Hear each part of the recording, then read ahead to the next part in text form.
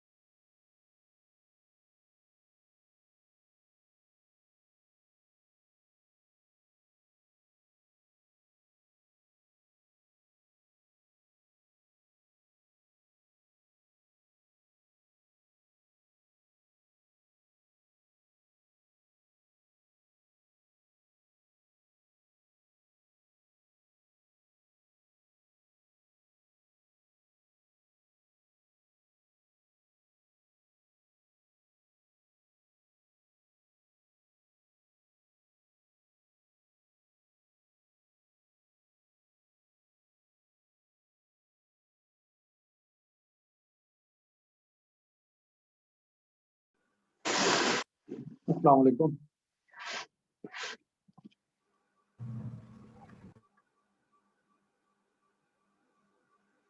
हाँ जी बच्चों, कोई सवाल अभी तक?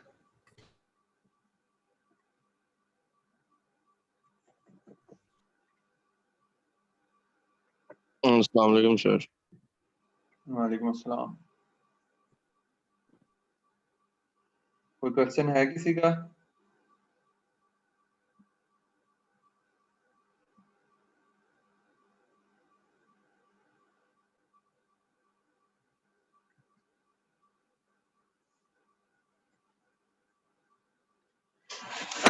चलें, आज हम कंटिन्यू करते हैं रिग्रेशन वाले टॉपिक को, और इसमें हम बात करते हैं मल्टीपल लीनियर रिग्रेशन। अभी तक हमने सिंपल लीनियर रिग्रेशन पढ़ी थी। तो सिंपल लीनियर रिग्रेशन में आपने देखा था कि हमारा एक वेरिएबल था और इंडिपेंडेंट वेरिएबल, और एक ही डिपेंडेंट वेरिएबल।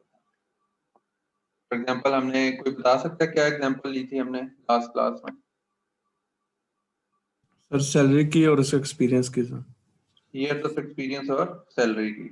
तो इंडिपेंडेंट वेरिएबल क्या था सर अच्छा, ईयर जैसा एक्सपीरियंस। ईयर इंडिपेंडेंट वेरिएबल था कि वो ईयर्स बढ़ाते जाएं या कम करते जाएं, उस हिसाब से सैलरी को प्रेडिक्ट, इस चीज को हम प्रेडिक्ट कर रहे थे, वो फिर डिपेंडेंट होती है ना। जी सर। जितने साल होंगे ज्यादा, उतनी सैलरी ज्यादा हो जाएगी, जितने साल कम होंगे उतनी सैलरी कम हो जाएगी। तो वो सैलरी जो है डिपेंड कर रही है ईयर्स ऑफ एक्सपीरियंस पे। ये इंट्यूशन के लिहाज से भी समझने में आसान है। तो ये होगी सिंपल लीनियर रिग्रेशन। इसको लाइन के इक्वेशन के मुताबिक हमने सॉल्व करके समझा भी था और इम्प्लीमेंट भी किया। आज हम रिग्रेशन के दो और वेरिएंट्स हैं, उनको अब हम जो नेक्स्ट एडवांस लेवल काफी सारे वेरिएंट्स हैं, उनमें से दो को डिस्कस करेंगे। एक मल्टीपल लीनियर रिग्रेशन और एक पॉलिनोमियल लीनियर रिग्रेशन। जी बताएं, क्या सवाल है? सर लीनियरिटी का मतलब होता है रिग्रेशन में लीनियरिटी।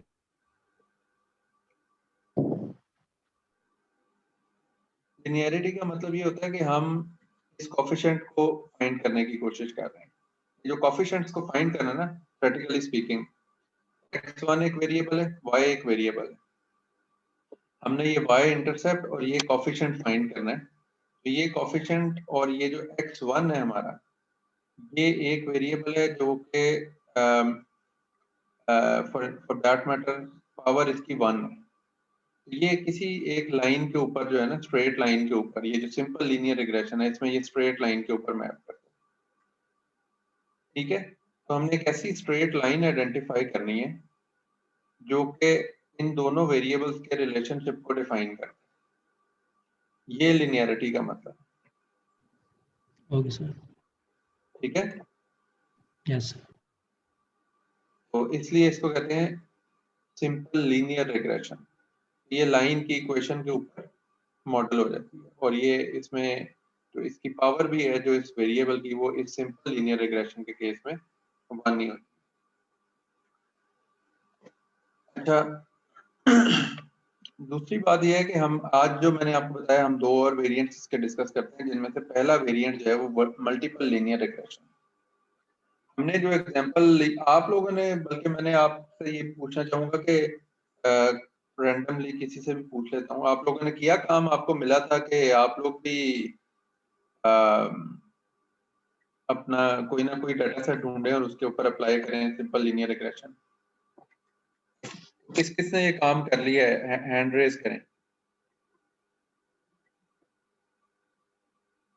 सर आपकी आवाज नहीं आई, क्या पूछा सर आपने?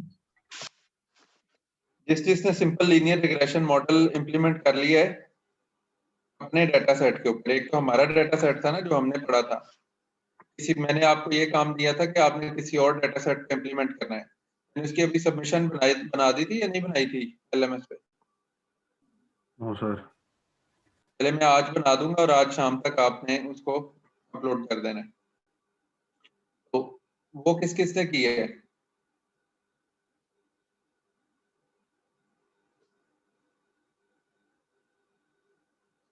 शहरियार, शुमाइम, बिलाल, हनाद, और फर्रुख। बाकी लोग भी आज शाम तक का मैं टाइम दे रहा हूँ, ठीक है? आप लोगों ने आज शाम तक सिंपल लीनियर रिग्रेशन का कोई भी और डाटा सेट ढूंढ के और उसके ऊपर इम्प्लीमेंटेशन करके और उसे सबमिट कराना है। सेमेस्टर के एंड पे कोई नहीं आएगा कि सर मैं लेट असाइनमेंट जमा करा दूं। लेट असाइनमेंट का आप कब बना रहे हैं सबमिशन? मैंने कोई लेट असाइनमेंट की सबमिशन नहीं बनानी है एंड पे। जब भी वक्त है ना, 6 बच्चों ने सिर्फ हैंड रेज किया है, बाकी के फिर 0 लगवाने के लिए अगर तैयार हैं तो लगवाएं। फिर बाद में आप लोग तंग करते हैं सेमेस्टर के एंड पे, सर मेहरबानी करें, ये करें वो करें। हम आराम आराम से चल रहे हैं और एक एक आपने तो चंद लाइनें कोड की चेंज करनी है और आपका काम हो जाना है। अगर आप वो भी नहीं कर सकते तो फिर तो इसका मतलब है आपके पास वक्त नहीं है। तो कौन सा डाटा इस्तेमाल किया, कौन बताएगा?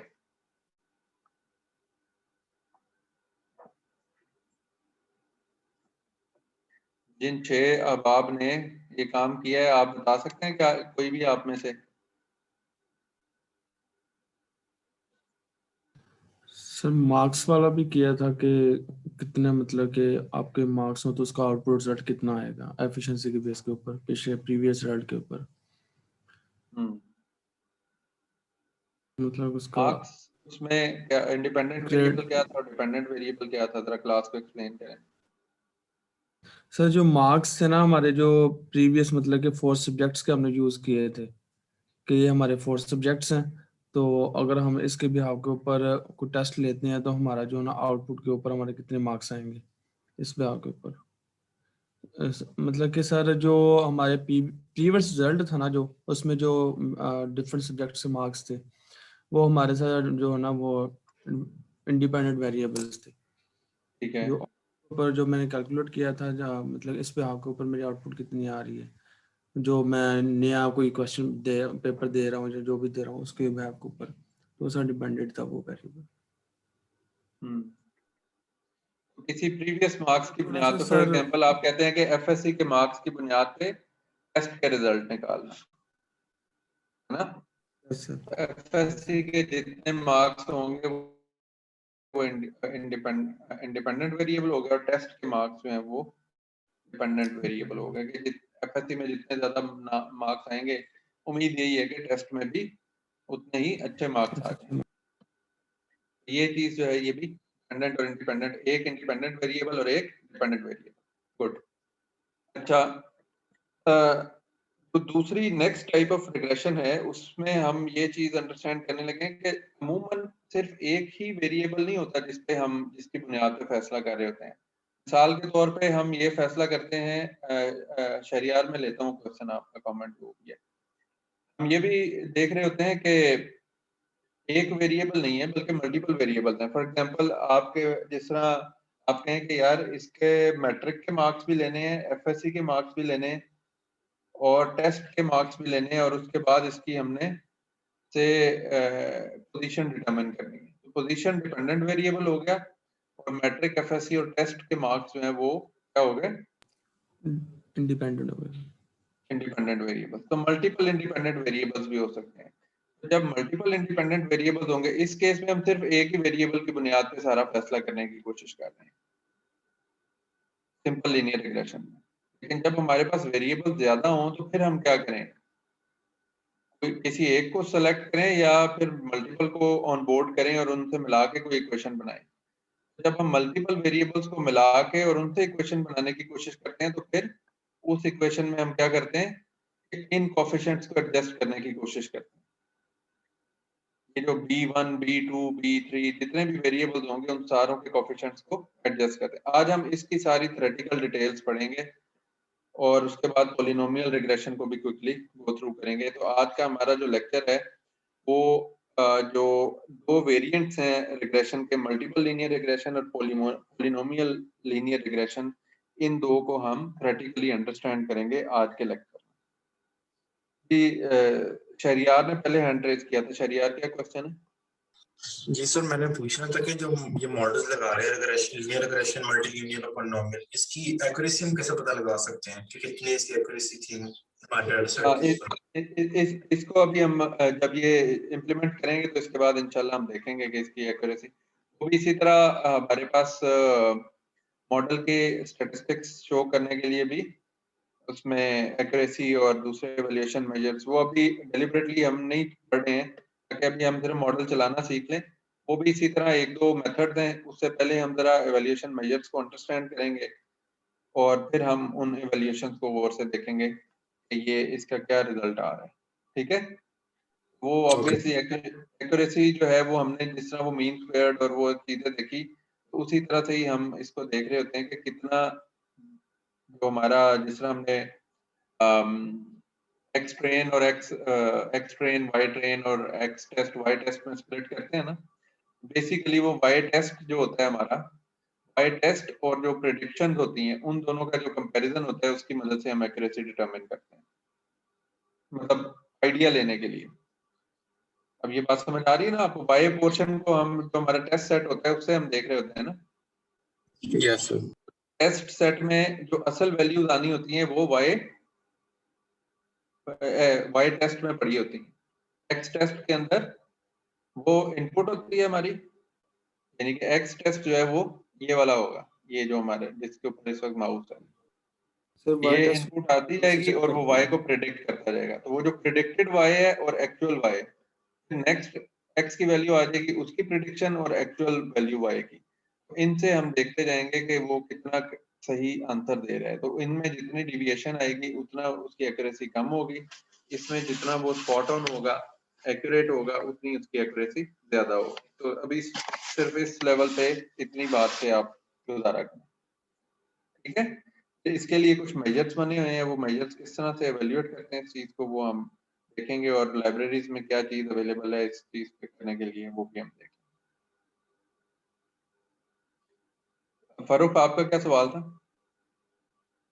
कुछ ही सर मैं वही कह रहा था कि जो वाई टेस्ट में वैल्यूज पड़ी होती हैं उसको हम चेक करके तो एक्यूरेट करते हैं सर। और उसके बाद फिर वो हमारे पास प्रॉपर मेजर्स हैं जिनसे हम पूरे मॉडल का एक नंबर निकाल लेते हैं। जैसे हम कह देते हैं कि जी ये 80% 88% एक्यूरेट है, 87% एक्यूरेट है। वो फिर उन्हीं मतलब रॉ डाटा हमारे पास ये है, और इस रॉ डाटा को कई मुख्तलिफ तरीकों से प्रोसेस करके हम पूरे मॉडल के लिए एक नंबर निकाल सकते हैं जो कि उसके क्वालिटी की रिफ्लेक्शन हो। अच्छा, आज का जो हमारा टॉपिक है उसमें हम पहला जो पार्ट है उसमें हम ये देख रहे हैं कि हमारे पास वेरिएबल्स मल्टीपल भी हो सकते हैं। जब हमारे पास मल्टीपल वेरिएबल्स होंगे फिर उस सूरत में हमने क्या करना। स्लाइड शेयर हो रही है सबको? Yes sir. ये एग्जांपल नजर आ रही है?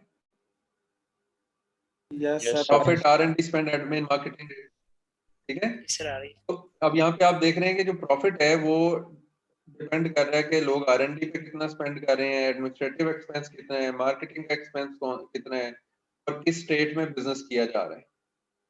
ठीक है, इन सारी चीजों से मिला के हम ये फिगर आउट करने की कोशिश कर रहे हैं कि एक कंपनी जो है वो कितना प्रॉफिट कमा सकती है। तो पहले जो हम एग्जांपल कर रहे थे उसमें और इस एग्जांपल में क्या फर्क है कि वहां पे सिर्फ एक ही वेरिएबल था, इयर्स ऑफ एक्सपीरियंस। यहाँ पे कितने वेरिएबल्स हैं? 4। सर 4। ठीक है ना, ये पांचवा वेरिएबल जो है ये तो वो है ना जो प्रेडिक्ट हो रहा है, ये डिपेंडेंट वेरिएबल है। इंडिपेंडेंट वेरिएबल इसमें 4 है। बात वादे हुई ये सबको? Yes sir. और अमूमन जो हम प्रॉब्लम सॉल्व करेंगे प्रेडिक्शन के उसमें ज्यादा ही वेरिएबल्स होंगे। तो ये वाली जो अप्रोच है असल में ये ही ज्यादा इस्तेमाल होगी, क्योंकि एक ही वेरिएबल के ऊपर चलने वाले जो हैं वो कम ही सिनारियोज होंगे। अच्छा जी, अब इन 4 वेरिएबल्स को अगर हम देखें तो इन 4 वेरिएबल्स में से 3 तो हमारे पास न्यूमेरिकल वेरिएबल्स बड़े आराम से नजर आ रहे हैं। ठीक है, और चौथा वेरिएबल जो है वो हमारे पास कैटेगोरिकल वेरिएबल है। इसकी इक्वेशन अगर हम बनाए तो y is equal to B not जो हमारा कांस्टेंट है plus b1 x1 plus b2 x2 plus b3 x3 और प्लस b4 x4 कुछ इस नोयत की चीज होनी चाहिए। इसको अभी हमने कैसे सॉल्व करना है, रिजॉल्व करना है, इसको अभी हमने क्वेश्चन मार्क रख लिया है for the time being.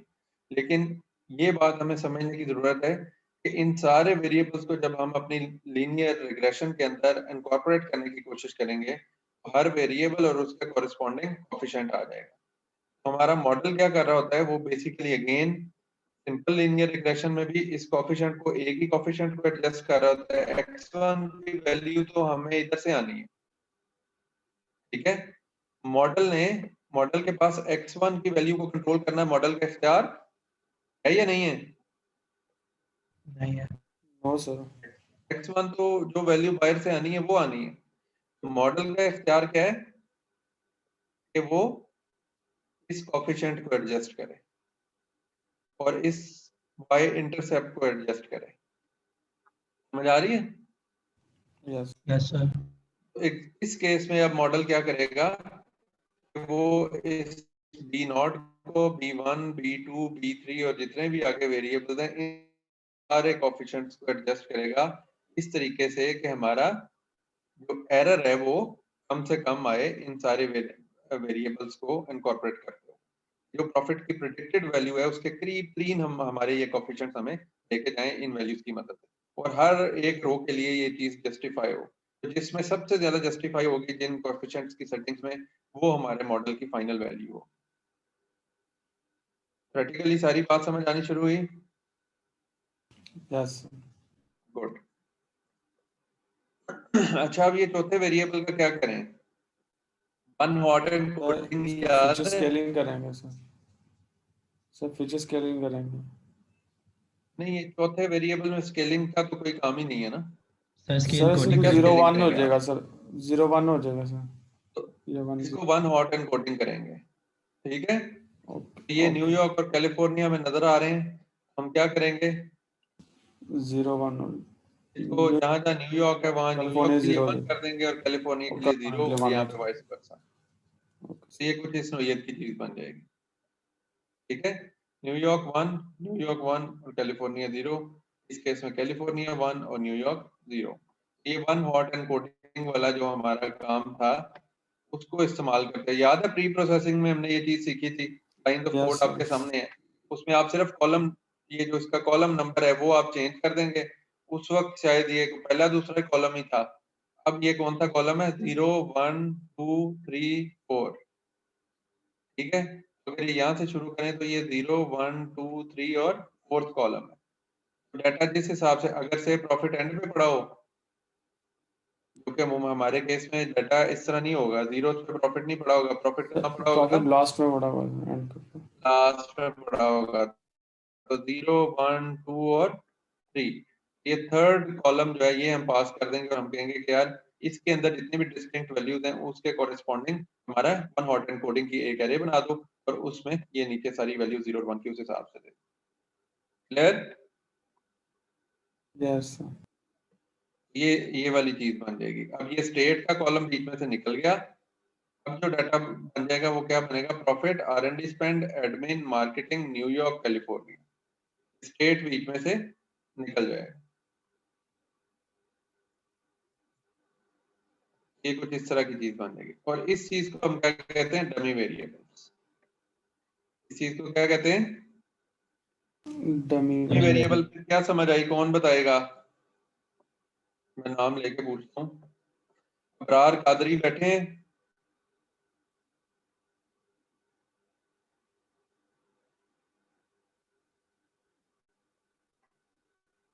Qadri साहब, कादरी साहब कनाडा चले गए मुझे लगता है। शहरियार, जी सर। शहरियार डमी वेरिएबल कब बनाते हैं हम? सर डमी वेरिएबल कब बनाते हैं? हाँ, डमी वेरिएबल ज्यादातर अवॉइड करना चाहिए सर, बनाते हैं सर। डमी वेरिएबल हम तब बनाते हैं जब हमारे पास कोई कैटेगोरिकल कॉलम हो। यस सर, ज्यादातर वन हॉट अकॉर्डिंग से आता है, मगर एसकेटी लर्न तो खुद हैंडल कर लेती है ना डमी वेरिएबल्स। ओहो, अभी तो हम प्रॉब्लम को एसके साइकिट लर्न पे तो आएंगे ना बाद में प्यारे भाई। अभी तो हम एक प्रॉब्लम को सिर्फ एक्सेल की शीट को देख रहे हैं और ये फैसला कर रहे हैं कि इस शीट को देख के कोई डमी वेरिएबल बनाने की जरूरत है या नहीं है। Yes sir. प्रोग्रामिंग तो बाद में आएगी, अभी हमने कोई प्रोग्रामिंग की बात नहीं करनी। अभी हमने सिर्फ और सिर्फ ये सोचना है कि 1 2 3 4 और 5 कॉलम है हमारे पास, ये डिपेंडेंट वेरिएबल है, ये सारे इंडिपेंडेंट वेरिएबल्स हैं, इनमें से ये सब के सब न्यूमेरिकल वैल्यूज रखे हुए हैं। ये एक ऐसा वेरिएबल है जो कैटेगोरिकल फॉर्म में है। इस कैटेगोरिकल फॉर्म के वेरिएबल के लिए हमें डमी वेरिएबल्स क्रिएट करने पड़ेंगे। सवाल मेरा ये था कि डमी वेरिएबल्स कब बनाने। Yes sir. कैटेगोरिकल यार वेरिएबल अभी को समझ आ गई? यस सर, कैटेगोरिकल डेटा बना सकते हैं, कैटेगोरिकल डाटा को डमी हैंडल वेरिएबल करने के लिए, उसको हैंडल करने के लिए, न्यूमेरिकल फॉर्म में कन्वर्ट करने के लिए डमी वेरिएबल्स हम बनाते हैं। तो अब डमी वेरिएबल इसके लिए बनेंगे, पहली बात ये हो गई। दूसरा सवाल ये है कि डमी वेरिएबल बनते कैसे हैं। ये तो डाटा हमारे सामने आ गया, अब इसके डमी वेरिएबल कैसे बनाए, तो उसके लिए क्या तरीका है, one hot encoding. One hot encoding. सही है। ये प्री प्रोसेसिंग को अलग से शुरू से पढ़ने से हमारे लिए ये कॉन्सेप्ट बड़ा आसान हो गया। हमने कहा सिंपल इसको वन हॉट एनकोडिंग में कन्वर्ट कर दें। तो point is add dummy variable for all possible values in the attribute with categorical data, which is state in this example, right? Populate them with one hot encoding method and replace the column with dummy variables. ये खत्म हो गया और ये दोनों आ गए। इतनी बात सबको समझ आ गई? Yes sir. आगे चलें? Yes sir. यस गुड हो गया।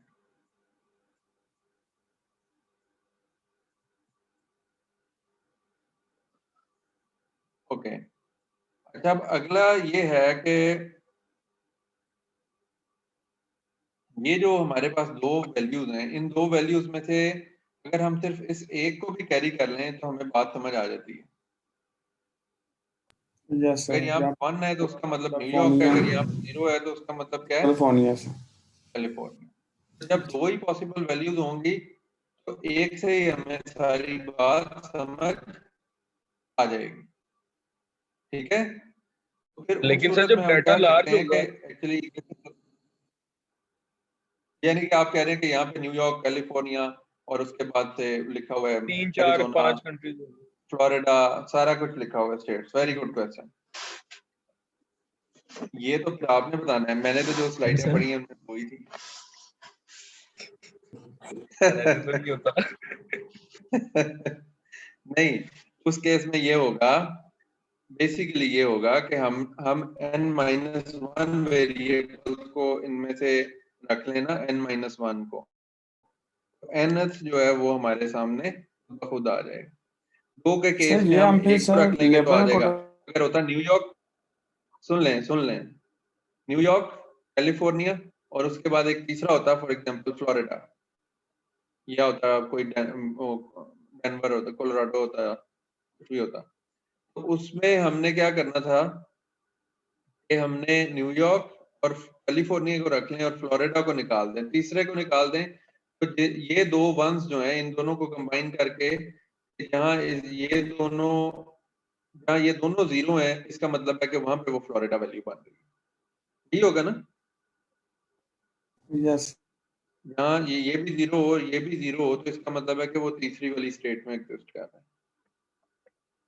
तो ये इसके अंदर अगर 10 वैल्यूज हों तो उनमें से 9 वैल्यूज जो है वो हम रख लेंगे और 10वीं वैल्यू हमें पता लग जाएगा कि वो 9 की 9 जहाँ 0 होंगी वहां पे वो 10वीं वैल्यू असल में आ रही होगी। गुड क्वेश्चन, समझ आ गई इस बात की?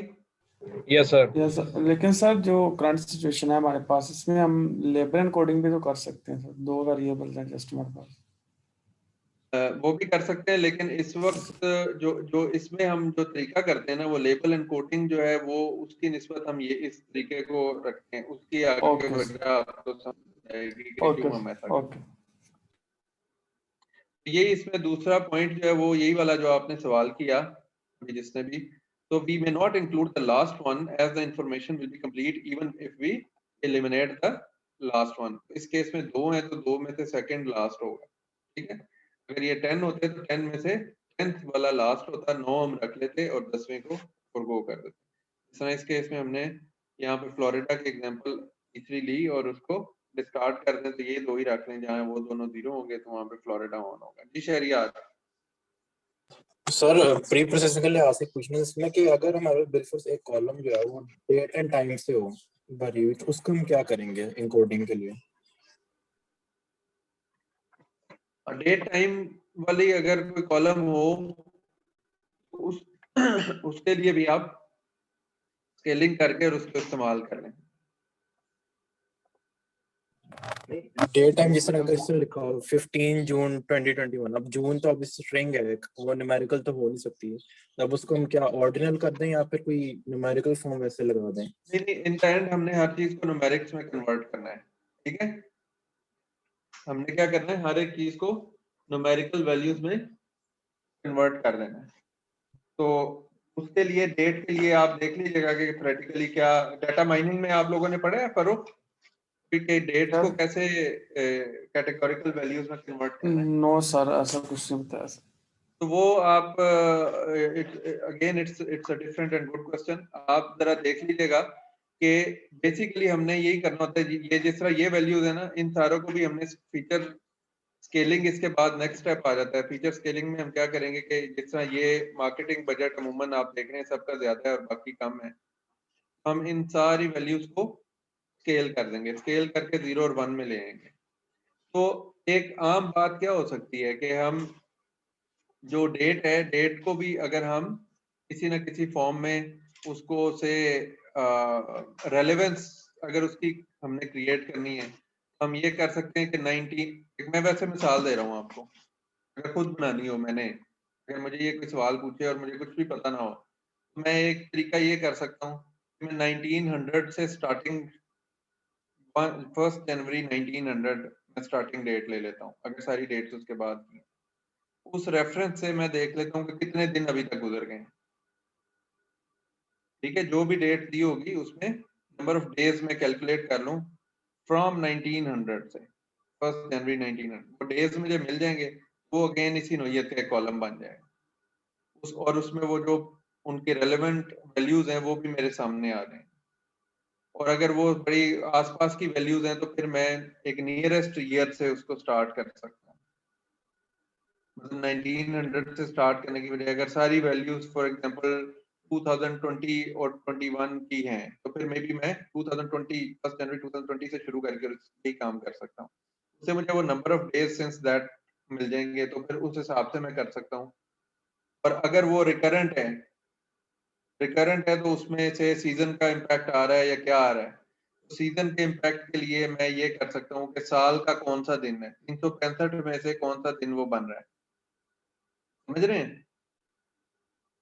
जिस तरह जून की जो तारीखें होंगी वो हमेशा 365 में से वो समवेयर इन द मिडल होंगी, है ना। तो उससे ये पता लग जाएगा कि ये गर्मी के सीजन में ये कुछ होता है। तो अगर मैं विद इन अ ईयर उसको कर दूं तो वो भी एक पॉसिबिलिटी बनती है। सर बात समझ आ रही है सबको? सर इधर स्टैक Yes. ओवरफ्लो पे तो एक बंदे ने कहा है कि आप उसको मिसिंग वैल्यूज में चेंज कर लें स्केलिंग करते हुए, अगर आपके पास नॉन न्यूमेरिक डेटा है। मिसिंग वैल्यूज क्या? मिसिंग वैल्यूज में कन्वर्ट कर लें, यानी कि उसको मिसिंग वैल्यूज कर लें। तो सर वो तो कोई आउटपुट मिसिंग ही नहीं। वैल्यूज के लिए तो यार हमने जो चीज पढ़ी थी वो इस तरह से थी कि कॉलम के अंदर जिस तरह यहाँ पे ये 1,18,671 है ना, तो ये नहीं लिखा हुआ, बाकी सारा कुछ लिखा हुआ है। तो मिसिंग वैल्यूज में इसको हम इन सारों की एवरेज लेके फिल कर देते हैं, तो कोई इस तरह का सेंस तो बनता है। लेकिन जब पूरे का पूरा कॉलम ही खैर से पता ही कुछ ना हो तो फिर मिसिंग वैल्यू को क्या करें। खैर इसको ये प्री प्रोसेसिंग के पॉइंट ऑफ व्यू से हम जो मैंने एक तो वेरिएंट्स बताए हैं, इसी नोयत की कोई चीज होगी, या तो रिकरेंट फॉर्म में हम उसको हैंडल कर सकते हैं, एक साल के अंदर कौन सा दिन बन रहा है वो उसे असाइन कर दें। फॉर एग्जांपल अगर आ जाता है 31 जनवरी तो हम उसको 31 कह देंगे, और अगर 31 दिसंबर आ जाता है तो हम उसे 365 कह देंगे। समझ आ रही है? तो इस तरह से सर उसकी यानी उसको डे में वैल्यू चेंज कर लें। कर दें, उसको डे में चेंज कर दें में कन्वर्ट हो जाएगा। पॉइंट इज कि हमने उसका रैशनल भी मेंटेन रखना है कि उसकी जो सिमेंटिक जो वैल्यू वो कैरी कर रहा है वो भी मेंटेन रहे और साथ में वो कन्वर्ट भी हो जाए। तो इसके अंदर भी ये सिमेंटिक वैल्यू कैरी कर रहा है ना कि 1 का मतलब हमें समझ आ रहा है कि 1 का मतलब न्यूयॉर्क है, सर 0 का मतलब न्यूयॉर्क नहीं है, और एवरेज इस 1 का मतलब जो है वो कैलिफोर्निया है। तो let's not spend more time on it. आप मजीद वेरिएंट्स जो है इसके पॉसिबल वो देख लें. I have given you the idea. तो main point is we need to maintain two things, rational and semantics. Sir day time की एक लाइब्रेरी है वो उन्होंने इंपोर्ट की है, वो उसके अंदर सर डे टाइम को दिया हुआ है, इसकी वजह से वो खुद स्केलिंग कर रहा है. हाँ, वो उसकी मदद से हो जाता है. उसे कन्वर्ट करने के लिए मतलब उसको in the end we have to convert it into this sum Yes, number. sir. तो उसके वो बिल्डिंग कैसे फंक्शन वो यूज होते लाइब्रेरी हैं. इन द एंड यही कुछ कर रही होगी ना. वो लाइब्रेरी इन द एंड कुछ ऐसा ही कर रही होगी जो मैं आपको बता रहा हूँ कि किसी रेफरेंस Yes. डेट से उसका डिफरेंस निकाल रही होगी, या साल के दिनों के हिसाब से निकाल रही होगी, मिनटों के हिसाब से निकाल रही होगी, सेकंडों के हिसाब से निकाल रही होगी. कुछ ना कुछ ऐसा कर रही होगी depending upon the type of the problem. Yes. ठीक हो गया. अच्छा, अब ये जो हम डमी वेरिएबल की बात कर रहे थे, तो डमी वेरिएबल की बात कंप्लीट इस पे होती है कि हमने इस सारे को नहीं रखना. इसमें से जितने भी पॉसिबल वैल्यूज हैं उनमें से n-1 वैल्यूज रखनी है. तो इस केस में n2 था, हम सिर्फ एक वैल्यू रखेंगे. जहां पे n5 होगा वहां पे हम 4 वैल्यूज रखेंगे. जहां n10 है वहां पे हम 9 वैल्यूज रखेंगे. और ये वाला कॉलम एलिमिनेट कर देंगे और इस चीज को हम फिर B4 कह देंगे. ठीक है, B4 D1 इसका ये बन गया.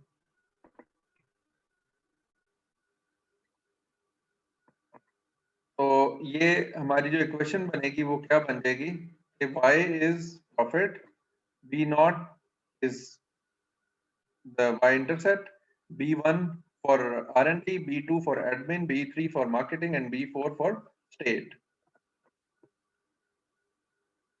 So it says theoretically we should not include all the dummy variables in the equation. अच्छा, इसको हम कहते हैं dummy variable trap. यहाँ पे ना एक इसकी वो है, इसकी ये पिछला भी हम कर लेते हैं फिर उसके बाद उसको बात करते हैं. Intuition is that when D1 is 0, this thing is 0, then B4 into D1 is also 0. And we may think that there is no coefficient for California. So there is no coefficient for California. That means the coefficient for California is going to be included in B0.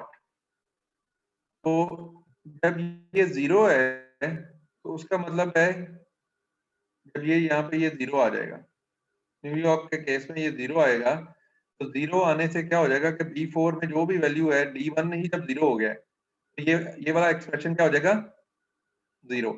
इसके लिए और इस तीसरे के लिए, ये इन तीनों के लिए ये 0 हो जाएगा. सेकंड, थर्ड और फिफ्थ के लिए ये इंस्टेंस 0 हो जाएगा. तो जब ये 0 हो जाएगा तो उस केस में ये जो B0 है ये इन अ वे ये फिर उस सूरत में सिर्फ B0 तक, यानी कि एक्सप्रेशन हमारा इतना रह जाएगा, इतना एक्सप्रेशन रह जाएगा. B0, B1, B2 और B3. जब B4 इंटैक्ट हो जाएगा तो फिर B4 वाला भी, यानी कि ये 1 जब ये हुआ करेगा तो उस वक्त B4 आ जाएगा, क्योंकि इसकी वैल्यू ये 1 होनी है या 0 होनी है. जब 1 होगा तो इसका आंसर क्या आएगा, इस इतने हिस्से का फन आएगा सर. B4 आएगा. Yes sir, B4. 1 से तो वो मल्टीप्लाई हो रहा है, यस सर, 1 से मल्टीप्लाई आंसर क्या आएगा B4. और जब 0 होगा तो क्या आंसर आएगा 0. 0. तो ये एक्सप्रेशन या तो 0 होगा या B4 होगा. जब ये 0 है तो उसका मतलब है कि B0 ये जो जब ये 0 है तो ये डिफॉल्ट स्टेट में होगा, और जब ये 1 होगा तो ये फिर ये वाला कोएफिशिएंट बीच में ऐड करना शुरू कर देगा. तो 0 वाली जो स्टेट है इसका मतलब है कि वो कैलिफोर्निया वाली स्टेट बन जाएगी. स्टेट यहाँ पे मैं वो ये पॉलिटिकल स्टेट की नहीं बात कर रहा, हालत की बात कर रहा हूँ.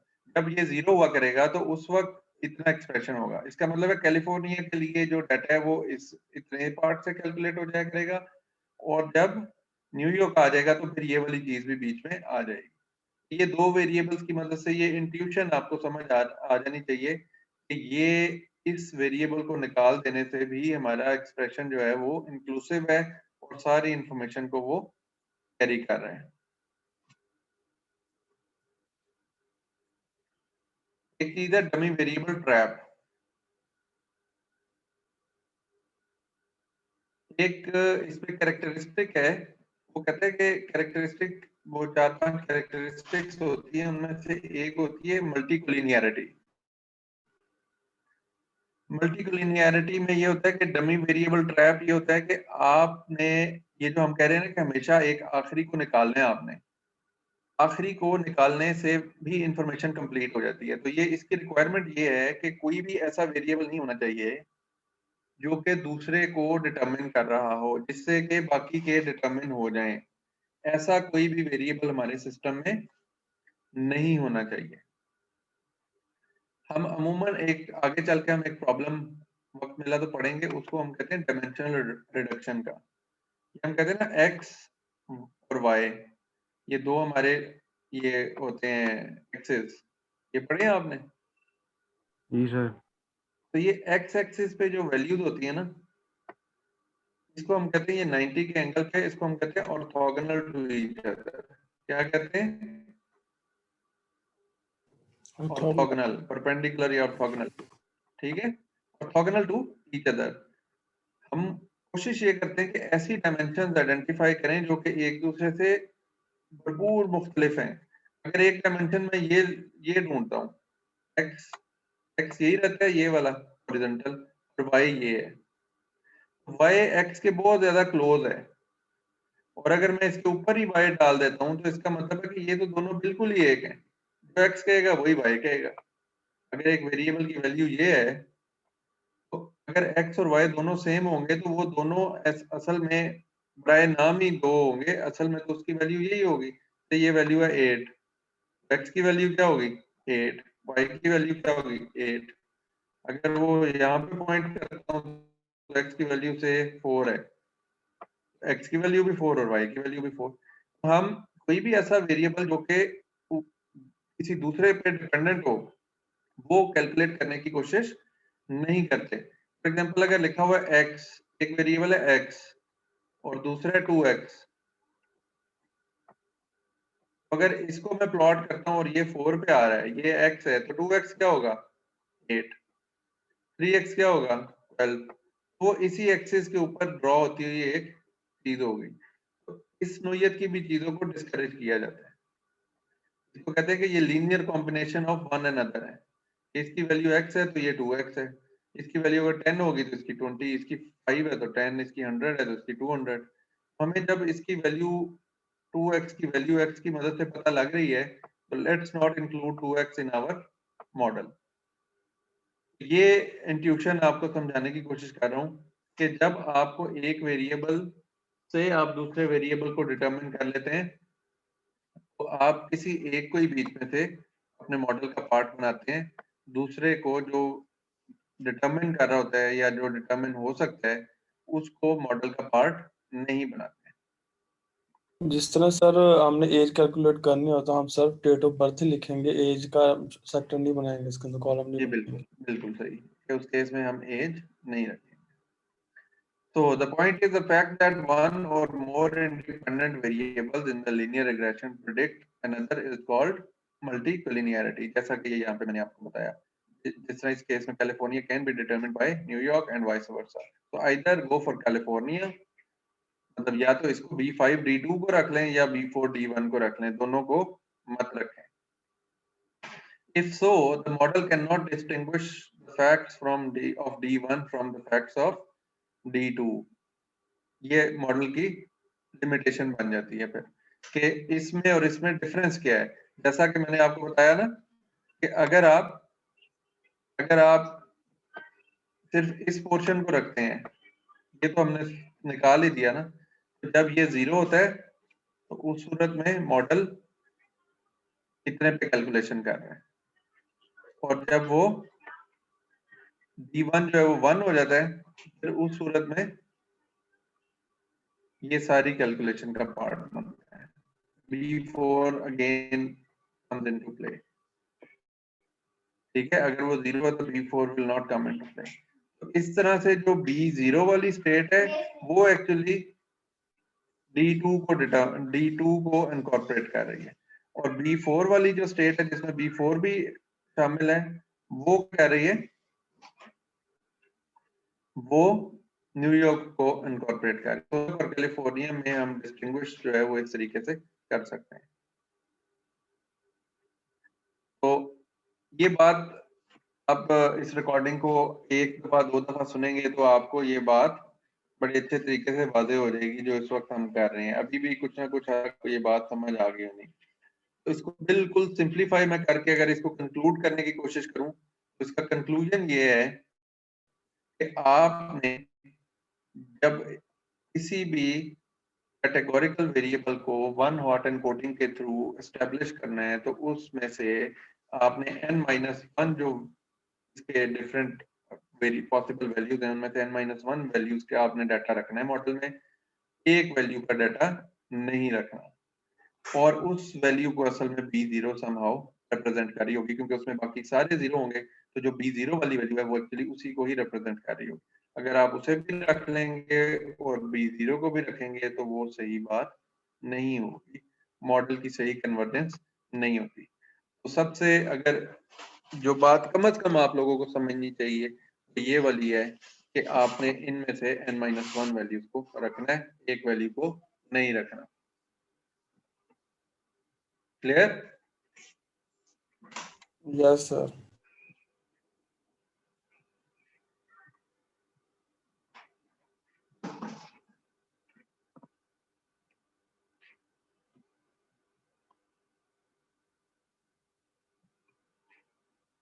अच्छा, ये सारा कुछ करने के बाद अब हमारा जो बन जाएगा डाटा वो ये बन जाएगा, ये डिस्कार्ड हो गया और y is equal to b0 plus b1 x1 b2 x2 b3 x3 and b4 d1.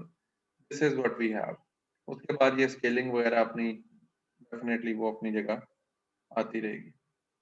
अब आगे ये है कि अब ये तो हमने डाटा को समहाउ समझ लें कि जो, अच्छा हाँ, एक और इंटरेस्टिंग बात, इस केस में ये स्टेट है हमारे पास, अगर कोई और इस तरह का वेरिएबल हो, for example type of business, तो क्या करें? फॉर एग्जांपल ये कहता है ये एग्रीकल्चर में काम कर रहा है, ये काम कर रहा है कार मैन्युफैक्चरिंग में काम कर रहा है, ये कोई से कंप्यूटर एक्सेसरीज बना रहे हैं एक्सेट्रा, तो फिर उस सूरत में आपको क्या लगता है कि क्या करना चाहिए?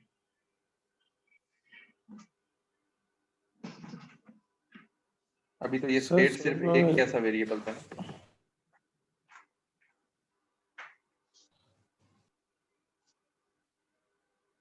मतलब सर आप ये कह रहे हैं कि डिफरेंट कॉलम्स हो डिफरेंट बिजनेसेस के?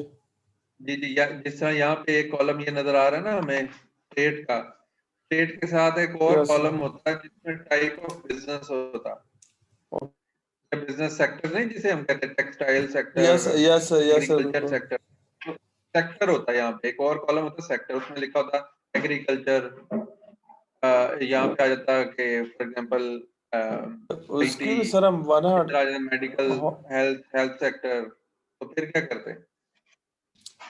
इसकी भी 100 एनकोडिंग ही करेंगे सर। गुड, तो उसके भी हम वन हॉट एनकोडिंग ही करेंगे और उसके अंदर से भी n-1 चीजों को उठा लेंगे और एक को रहने देंगे। ठीक हो गया? जिस तरह यहाँ पे दो स्टेट्स थी तो दो स्टेट्स में से हमने एक स्टेट का डाटा रख दिया और दूसरी को निकाल दिया। यहाँ पे फॉर एग्जांपल वो 3 सेक्टर्स होते, तो 3 सेक्टर्स के लिहाज से वन हॉट एनकोडिंग करते, 2 को रख लेते और एक को निकाल देते। बात बात हो गई? यस। जितने भी इस नोयत के एट्रीब्यूट्स हैं उन सबको एक ही तरीके से प्रोसेस करना है। समरी ये है इस बात की। अच्छा, building a model step by step. इस तरह हमारे पास बहुत सारे वेरिएबल्स हैं, ठीक है, जो हमें नजर आ रहे हैं। जिस तरह इस केस में हमारे पास पिछले में 4 वेरिएबल्स थे, तो सवाल ये पैदा होता है कि क्या ये सारे ही हमें इनकॉर्पोरेट कर लेने चाहिए अपने मॉडल में, या इनमें से कुछ को करना चाहिए और कुछ को डिस्कार्ड कर देना चाहिए। ये जो बात मैं अभी डायमेंशनल रिडक्शन की कर रहा था या इस नोयत की, तो होता ये है कि अपेरेंटली हमें ये लग भी रहा होता है कि यार सारे वेरिएबल्स हैं तो सब शायद इंपॉर्टेंट हों, लेकिन इस चीज के लिए हम क्या करते हैं, हम स्टैटिस्टिकल सिग्निफिकेंस के टेस्ट करते हैं। क्या करते हैं, स्टैटिस्टिकली ये फिगर आउट करने की कोशिश करते हैं कि कौन सा वेरिएबल सिग्निफिकेंट है और कौन सा सिग्निफिकेंट नहीं है। तो जो सिग्निफिकेंट नहीं है उसको क्या कर दें, ड्रॉप कर दें, जो सिग्निफिकेंट है उसको रख लें। ये तरीका होना चाहिए, ऐसा ही होना चाहिए ना। सिग्निफिकेंट का मतलब क्या है कि वो प्रिडिक्शन में मददगार साबित हो। मैंने आपको इसकी एक आध दफा पहले भी एग्जांपल दी थी कि फॉर एग्जांपल अगर जेंडर लिखा हुआ है, जेंडर में सब के सब मेल चल रहे हैं, 1 हॉट एंड कोटिंग क्या होगी, सर 1 नहीं होगा सर, 1 ही होगी, और सारों में 1 ही पड़ा होगा, या सर 1 पर है ना। तो जब आप उसमें सारों में 1 पड़ा हुआ है और आप उसको एक से D1 आपने डमी वेरिएबल बना दिया, तो उसमें हमेशा क्या वैल्यू आएगी, 1 सर। 1। जब वो थ्रू आउट उससे 1 ही रहना है, तो वो मॉडल को वो कुछ भी नहीं समझा आ रही। इसका मतलब है प्रॉफिट ज्यादा हो रहा है, तो वो क्या है, वो वेरिएबल क्या है, 1। प्रॉफिट बिल्कुल ही मर गया, 0 प्रॉफिट आ रहा है, सर तो फिर फिर भी भी 1 ही वेरिएबल है की सर। वैल्यू क्या है, 1। तो इससे आपको कोई लग रहा है कि ये वेरिएबल प्रॉफिट के लिहाज से कोई उतार चढ़ाव इसकी जिंदगी में भी आ रहा है? नो इसकी तो सेहत पे कोई फर्क ही नहीं पड़ रहा कि प्रॉफिट ज्यादा हो रहा है या कम हो रहा है, वो अपने ही हिसाब में लगा हुआ। तो इसका मतलब है कि ये कोई अच्छा डिटर्मिनेंट नहीं है। जब कोई वेरिएबल जो है वो चेंज हो ही नहीं रहा है, तो इसका मतलब है कि इंडिपेंडेंट वेरिएबल और डिपेंडेंट वेरिएबल में कोई ऐसा ताल्लुक है ही नहीं, तो उस वेरिएबल को रखने का कोई पॉइंट नहीं बनता। तो ये मैंने इंट्यूशन आपको दी है कि ऐसे वेरिएबल्स को हमने डिटरमिन करना होता है और ऐसे वेरिएबल्स को फिर हम निकाल देते हैं। तो इसके लिए स्टैटिस्टिकल सिग्निफिकेंस के टेस्ट के तरीकाकार है, वो अभी हम देखते हैं कि क्या है। इंट्यूशन समझ आ गई है? Yes sir. तो कुछ वेरिएबल तो ये जो मैंने एग्जांपल दी है ये तो बड़ी वाइल्ड एग्जांपल है ना, और बड़ी वो हार्डकोर किस्म की एग्जांपल है जिसमें कि वो वैल्यू चेंज ही नहीं हो रही। अमूमन हमारे वेरिएबल्स इस तरह के नहीं होते।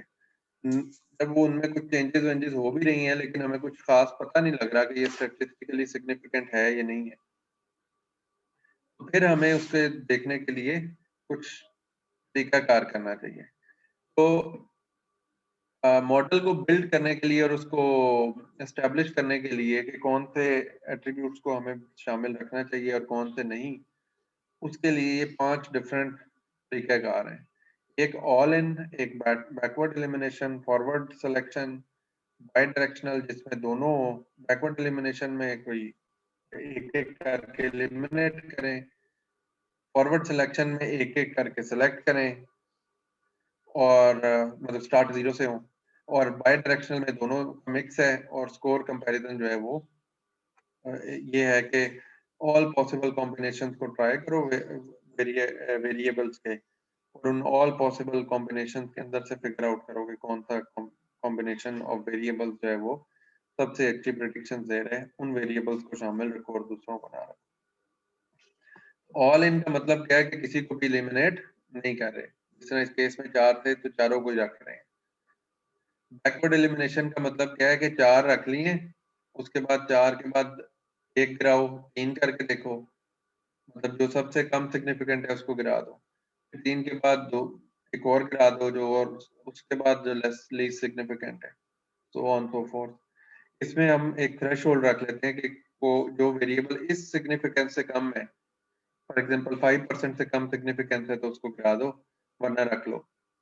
तो इस तरीके से हम एलिमिनेशन करते हैं, और जब सारे वेरिएबल्स ऐसे हैं जो कि थ्रेशोल्ड से बेहतर सिग्निफिकेंस है उसकी, तो वहां पे रुक जाओ। फॉर एग्जांपल हमारे पास 10 वेरिएबल्स है तो हमने 10 के बाद वो स्टैटिस्टिकल सिग्निफिकेंस देखी, जो सबसे कम सिग्निफिकेंट था उसकी थ्रेशोल्ड से सिग्निफिकेंस थ्रेशोल्ड पास उसने नहीं की, उसको हमने ड्रॉप कर दिया। 9 रह गए, 9 पे फिर जाके दोबारा टेस्ट करेंगे, अब एक और वेरिएबल ऐसा निकला है जो कि सिग्निफिकेंस टेस्ट पास नहीं कर सका, उसको भी ड्रॉप कर दिया।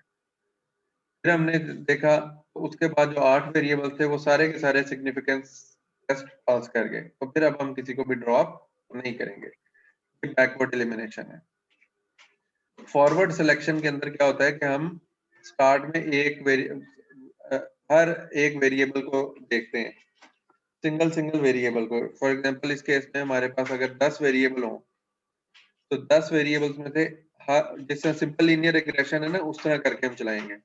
10 के 10 की निस्बत से मॉडल को ट्रेन करके देखेंगे अलग अलग, समझेंगे कि एक इंडिपेंडेंट वेरिएबल और एक डिपेंडेंट वेरिएबल है, तो 10 मॉडल्स हमारे बनेंगे। फिर उनमें से देखेंगे कि जो सबसे कम प्रेडिक्शन वाला है उसको निकाल देंगे। फिर जो सबसे कम प्रेडिक्शन वाले जो, या इन अदर वर्ड्स जो सबसे बेहतरीन प्रेडिक्शन वाला है उसको रख लेंगे। 9 जो घटिया प्रेडिक्शन वाले हैं उनको निकाल देंगे, जो बेस्ट प्रेडिक्शन वाला मॉडल वो एट्रीब्यूट है उसको रख लेंगे। उसको रखा, अब उसके साथ सारे एक एक करके मिलाएंगे, उसके साथ एक एक करके मिलाएंगे सारों को, और देखेंगे कि सबसे अच्छा रिजल्ट किसको मिलाने से आ रहा है, वो हमारा नंबर 2 बन जाएगा। नंबर 2 के साथ फिर इसी तरह नंबर 3 मिलाएंगे कोई, वो सारों को बारी बारी मिलाएंगे और देखेंगे कि कौन सा सबसे अच्छा रिजल्ट दे रहे हैं। तो इस तरीके से फॉर एग्जांपल मैं कह देता हूँ कि क्लास में से, आपकी क्लास में से फरूख सबसे एक्टिवली आंसर देता है, तो सबसे पहले तो मैं फरूख को रख लेता हूँ। उसके बाद फिर मैं कहता हूँ कि अच्छा अब कौन सबसे एक्टिवली आंसर्स कर रहा है, पता लगता है कोई भी नहीं कर रहा, क्योंकि वो बेचारा अकेला ही मेरे हर सवाल का जवाब देता है। बाकी सारों को मैं ड्रॉप कर देता, मैं किसी और को भी कोई शामिल बात नहीं सर, नहीं ठीक हो करता। गया। कैसे है, कोई बात नहीं सर, ठीक हो। क्या करें यार, तो कौन है ये? फैजान हूँ सर।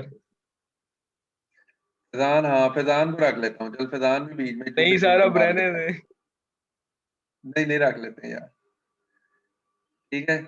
उसके बाद मैं कहता हूँ कि यार अब चलो इधर मॉडल रोक देते हैं, ठीक है। वहां से शुमाइम आ जाता है कि सर मैं भी बीच में 2 दफा बोल रहा था, फिर वो शुमाइम को रख लेते हैं। तो ये इस नोयत की चीज हो रही है फॉरवर्ड सिलेक्शन के अंदर, कि आप सबसे अच्छे एट्रीब्यूट को सिलेक्ट करते हैं, उसके बाद फिर उसके साथ बाकी सारों को मिला के देखते हैं, जो बेहतर परफॉर्म करता है उस दूसरे वाले को रख लेते हैं। अब आप इंडिविजुअल को नहीं देख रहे, रिमेंबर आप ये नहीं कर रहे कि पहला बेस्ट कौन सा था उसके साथ दूसरा सेलेक्ट कर लें, दूसरा बेस्ट सेलेक्ट कर लें, उसके साथ तीसरा बेस्ट सेलेक्ट करें। नो, पहले के साथ सारों को कंबाइन करके देखेंगे और देखेंगे कि इसके साथ किस कॉम्बिनेशन के साथ ये सबसे अच्छा परफॉर्म किया है, ये वाला। तो ये जो फॉरवर्ड सिलेक्शन है ये अपेरेंटली आसान चीज लग रही है, लेकिन ये काफी कॉम्प्लिकेटेड है।